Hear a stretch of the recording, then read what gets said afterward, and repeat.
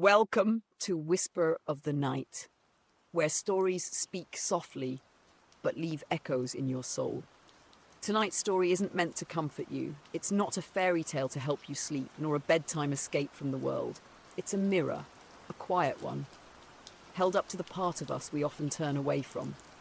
You may think you know the little match girl, but tonight we're not telling her story. We're telling yours, through the eyes of a stranger who walked by and never stopped. This is not a tale of magic. This is a whisper of conscience. So turn down the lights, let the silence in, and listen, not just with your ears, but with whatever part of you still remembers how it feels to look away and still not forget. Part 1, New Year's Eve and a fleeting glimpse. I can't quite remember what year it was, only that it was an especially bitter New Year's Eve. The city shimmered like a stage meticulously set. Golden light spilled from warm windows, blink of glasses echoed from apartments high above, and the scent of roasting meats and baked pastries crept through the cracks of every door. Somewhere nearby, a street band played a jolly tune, a last-ditch effort to keep the festive spirit alive against the biting cold. I drifted through the crowded streets, hands buried deep in my coat pockets, head lowered, not just to shield against the wind, but as if I were trying to hide from myself. I had no real reason to be out that night. Maybe it was a vague sadness, a quiet dissatisfaction that wouldn't let me sit still in my cramped apartment filled with old memories and silence that echoed too loudly. Amid the blur of bustling people, I saw her.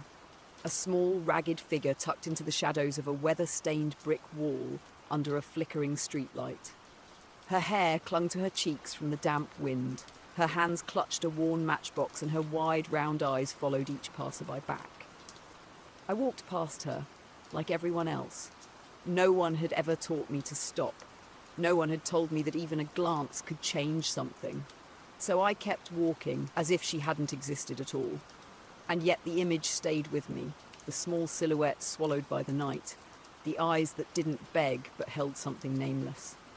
Even though I had turned my back, she lingered in my mind, like a quiet note in the loud symphony of the city.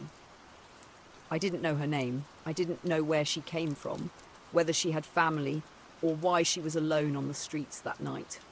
But I remember clearly how she trembled when the wind swept through, and the way she clung to the wall behind her, as if afraid she'd vanish if she let go. People often say, the sight broke my heart. But my heart didn't break. It felt hollow.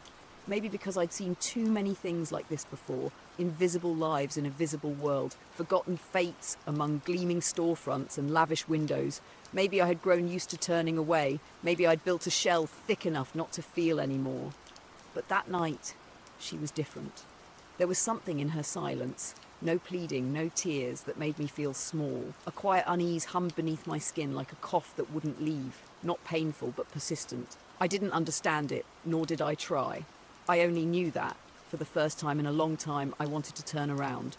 I didn't. I kept walking, leaving behind a small soul, fading into the fog of the night. Years later, I still ask myself, what would have happened if I had stopped? If I had given her a piece of bread, an old scarf, or simply a smile, would that have been enough to warm her, even for a moment? I don't have the answer. All I have is memory and a cold that never quite leaves. Not the cold of wind or snow, but the one that grows in the silence between people. I didn't see her again that night. The city swallowed her like it does all things small and silent. I made my way home where warmth waited behind locked doors and tightly sealed windows. I had dinner alone, half watching the news, half listening to the laughter of neighbours seeping through the thin apartment walls. By midnight, the fireworks had painted the sky with colour and thunder, and I remember thinking how absurd it all felt. This celebration of beginnings in a world that couldn't even pause to notice an ending. It wasn't until the next day that I heard about her. I was at the bakery, waiting in line, when I caught snippets of conversation between two women behind me. Such a shame, one said. Just a little girl, froze to death right there by the alley near West Street, holding burnt matchsticks in her hands. Can you imagine? Poor thing, the other murmured. Where were her parents? What was she even doing out there alone? I turned slowly. Did she have light hair? I asked before I could stop myself. A red scarf, torn coat? They looked surprised. Yes, I think so. You knew her? No, I lied. Not really. But I had seen her, and in that moment, a hollow chill seeped into my bones, colder than the snow, colder than the night I'd walked past her. Because I could see it now, clear as if I'd watched it unfold. The small figure huddled tighter and tighter into herself, flicking match after match to chase away the darkness. I imagined the light, each one flickering alive in the cup of her hands. The first, a fireplace. Not just warmth, but safety. Bricks glowing with orange comfort, a place where the wind could not touch her and silence turned to lullabies. The second, a table set with food. Roasted duck, steaming potatoes, perhaps even something sweet like sugared apples. A meal not just for the body, but for belonging. A place at the table, finally. The third, a Christmas tree, bright with ornaments, shimmering lights and gifts stacked beneath. Not because she needed toys, but because the world had told her, in that vision, you matter too. And then the last, the final match. I imagined she held it longer than the rest, trembling fingers shielding it from the wind. And there, in that fragile light, her grandmother appeared. Not as a ghost or a fantasy, but as an anchor. The only person who had ever loved her without condition. The only person who might have stayed. She must have smiled. Not because she was saved, but because in that final vision she wasn't alone. But that's just how I imagined it. I wasn't there. I didn't see the fear in her eyes when the cold returned. I didn't hear the wind rip the warmth from her chest. I wasn't there when her body went still, curled against the stone wall like something discarded. And yet, I feel as though I was. Because once I knew she had died, the scenes rewound themselves in my mind with unbearable clarity. Every match was a cry I hadn't heard. Every flicker of light a hope I had walked past. They say the matches were burned almost to the bone, that she had lit them all, one after another, desperately, hungrily, as though she could hold on to the world just a little longer if she kept the fire alive. But the world never reached back. We were too busy, too distracted, too afraid of what it might mean to stop. I was too afraid, and now I can't help but wonder, what were those matches really? Not warmth, not fantasy, but messages. Silent, flickering messages. I am here. I am cold, I am still alive, please. But no one read them, no one was listening. Part 3, Society and Indifference. The news spread quickly, not with urgency, but with that strange muted tone reserved for distant tragedies. A little girl froze to death on New Year's Eve. People said it like weather, cold, factual, passing. Some shook their heads, some muttered a prayer if they were the praying type. A few dropped coins into donation boxes outside the church, as if that might balance some unseen scale. But by the afternoon, the conversation had shifted.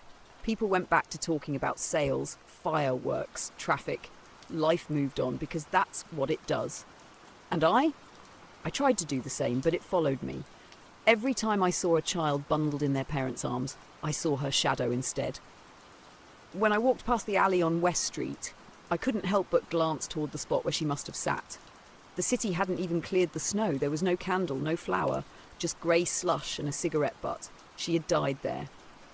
And it was as if no one wanted to remember. The truth hit hardest, not in what people said, but in what they didn't. There was no outrage, no questions asked, no public mourning, no search for answers. Her death had no villain to blame, and so it became a footnote, uncomfortable, inconvenient. But I kept asking myself one question, one brutal, simple question. Why didn't anyone stop? Why didn't I? It wasn't as if we didn't see her. She was there, visible, breathing, suffering, wrapped in scraps and snowflakes. But we all kept walking. We chose not to see. Or worse, we saw and decided it wasn't our responsibility. We're taught to fear monsters hiding in the dark, but the real cruelty is quieter. It wears faces like mine, like yours. The cruelty of almost caring, of looking and then looking away. I remembered the people around me that night. The suited man on his phone, too busy discussing bonuses to glance sideways. The woman dragging her child in a hurry, muttering complaints about the cold. The couple who laughed as they passed by her, laughing louder, perhaps to drown out the discomfort her presence brought. None of them were evil, and yet together we created something monstrous. She died surrounded by light, neon signs, Christmas decorations, fireworks bursting in celebration overhead. but none of it reached her. None of it was for her. We built a world that shines so brightly and yet leaves some people in the dark by design. It wasn't the cold that killed her. It was us. Not just through action, but through inaction. The thousand small choices to look away, to step around, to prioritize our own comfort above someone else's survival. And maybe that's what haunted me the most. Not that I hadn't helped her, but that I hadn't even considered helping her. Not once. Until she was gone. I arrived late that morning. The street was already bustling. Cleaners clearing the confetti from the sidewalks. Store owners rolling up metal shutters, the world stretching itself awake from a night of celebration. The city had no memory of what it had done the night before. But she was still there. Not standing. Not selling. Just still. At first I didn't realise what I was looking at. Just a bundle of faded fabric nestled against the wall, beside a row of extinguished matches, some charred, some whole. And then I saw her face, eyes closed, lips curved in a fragile, almost imperceptible smile. That smile broke me. It wasn't peace. It wasn't release. It was a portrait of something far more devastating. Acceptance. As if in her final moment she had made peace with a world that never made room for her. They said she died with visions, a warm stove, a grand feast, a Christmas tree, her grandmother's arms. But I didn't see any of that. I didn't see transcendence. I saw a child who lit tiny flames to keep the dark away, until she couldn't anymore. And suddenly the matches weren't just matches. They were screams, silent and unseen, each one a desperate flare into the void, a plea for someone, anyone, to stop, to see her, to save her. We were so close. 10 steps away, 5, 2. I walked past her. I had a coat, I had money in my pocket, I had time. But I didn't stop. And now she was gone. I watched as 2 officers lifted her from the sidewalk, carefully, like she might still break. A woman across the street took a picture. A man with a coffee murmured, "So sad," before continuing his call, and I stood there, rooted, my hands cold despite my gloves. I wanted to kneel beside her, to say something, anything. But what do you say to someone you let die? There's a silence that comes after guilt. It's not loud, it's not sharp, it's slow, a creeping thing that wraps around your ribs and sits on your chest. You don't scream, you can't, you just carry it. Every day, she wasn't nameless.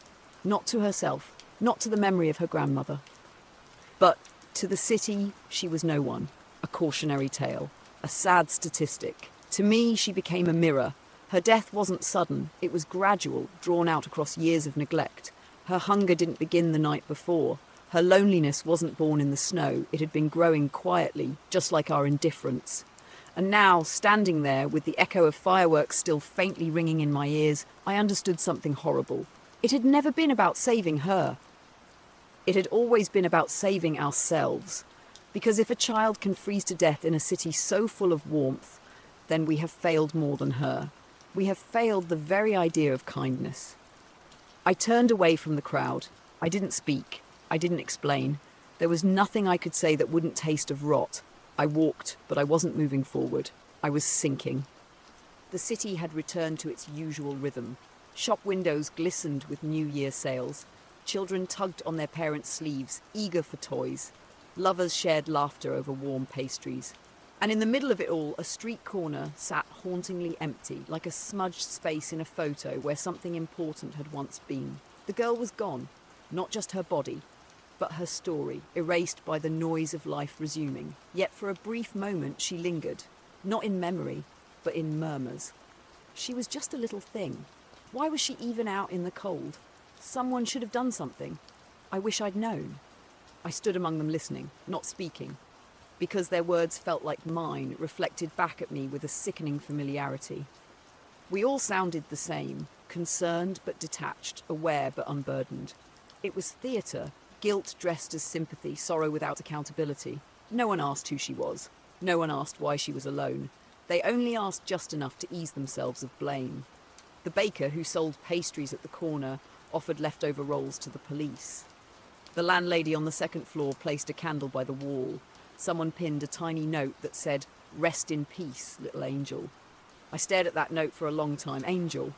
A word people use when they don't want to say child, when they want to imagine wings instead of frostbitten fingers. We turned her into something pure, something celestial, because facing what she truly was would be unbearable. A hungry child, a forgotten girl, a soul whose life was small enough for us to step over without guilt. Until she stopped breathing. They said she went to heaven. I don't know where she went, but I know we didn't bring her there. She died here, in this city, among us.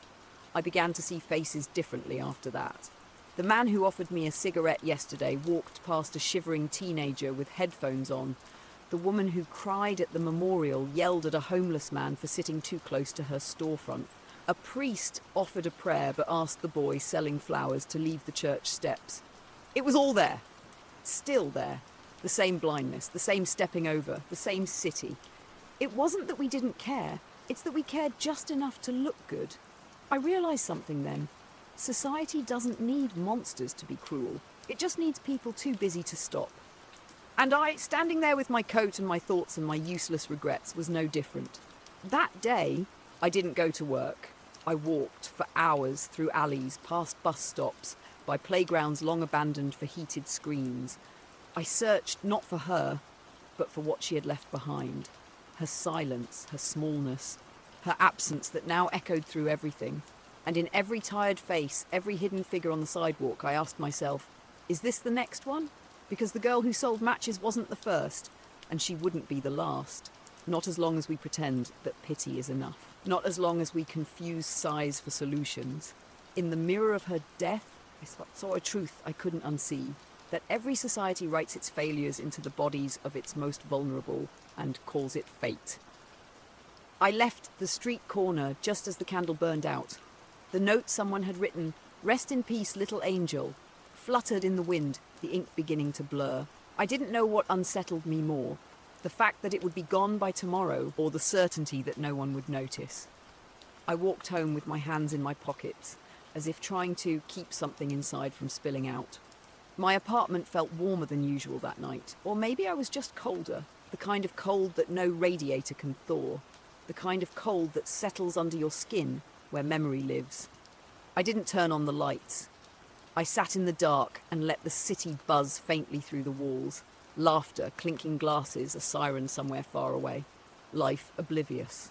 I tried to picture her face again, not the way she looked in the papers, frozen, angelic, but the way she looked when I first saw her, tiny, lost in a sea of footsteps, her eyes too quiet for a child.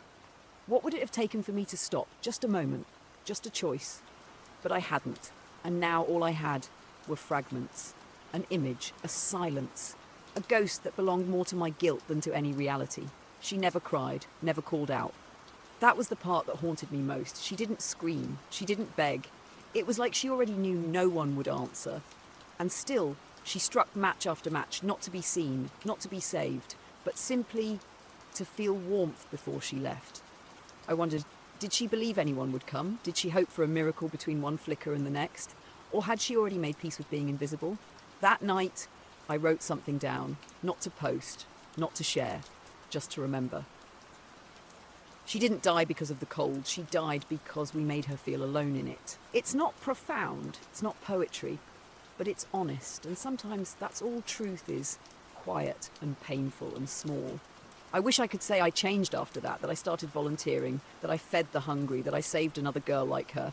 But I didn't.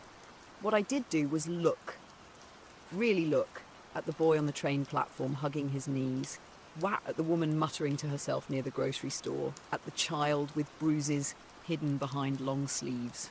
I haven't saved anyone, not yet, but I haven't stepped over them either. And maybe that's where change begins, not in grand gestures, but in refusing to look away. Sometimes late at night, I still see her, not in dreams, in questions.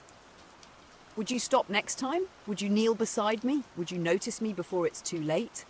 I don't answer. Not because I don't want to, but because the only answer that matters is what I do when the next match is struck. Will I stop next time? That question has no punctuation in my mind. No period, no exclamation. Just a pause, an opening, a crack wide enough for a conscience to whisper through.